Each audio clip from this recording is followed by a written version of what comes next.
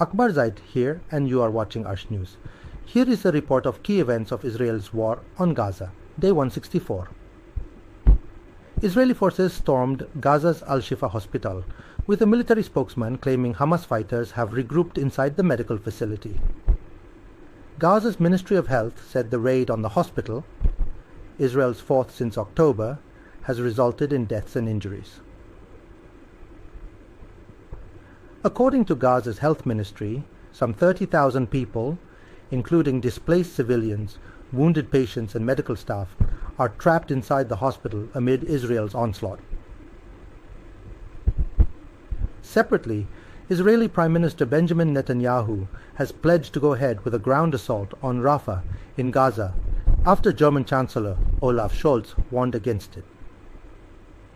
In Gaza, 19 aid trucks arrived safely in Jabalia as the first convoys to travel from the south to the north of the Gaza Strip, without incident in 4 months, bring desperately needed aid. Israel's air and ground campaign since October has killed more than 31,600 people, Gaza health authorities said.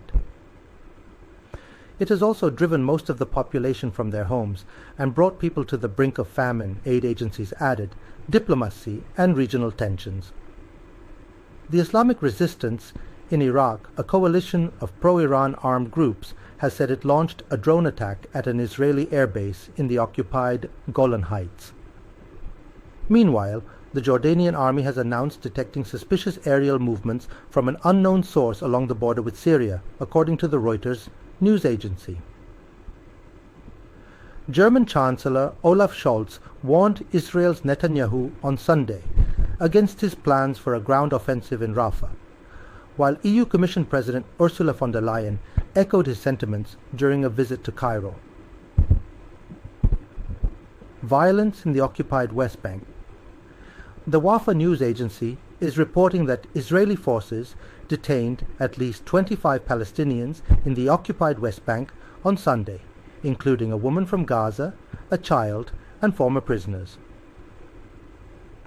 The woman from Gaza has cancer and was arrested as she was heading to Jerusalem to complete her treatment, the agency said, citing a joint statement from the Palestinian Prisoners Society and the Commission of Detainees and Ex-Detainees. That's all for today.